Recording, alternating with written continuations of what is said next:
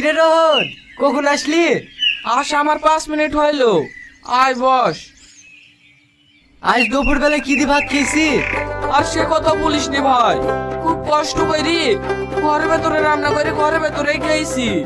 আমি চুরি করে ঘরের ভেতরে খেয়েছি। এই ইফতারের টাইম হয়ে আসছে, মাই কি কিছু বলছে না যে আজকে কার বাড়িতে ইফতার? না রে, আজ দিনটাই খারাপ, কোনো জায়গায় খোঁজ পাসিনি। তাহলে কি করব? আজকে কি কপালে ভালো মন্দ জুটবে না? আরে জুটবে রে জুটবে। ওই পারে রাকেশ বড় লোক নাই, আমার চোখের সামনে খাসির মাংসের ফল ফলানি নিয়ে গেল। আজকে ওদের বাড়িতে ইফতার করবো।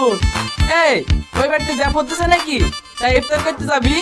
আরে সেটা আমি দেখবো। তুই যদি ভালো মতো খেতে চাস তাহলে বড় বড় দুটো দাঁতন ভেঙে আয়। ঠিক আছে, আনছি।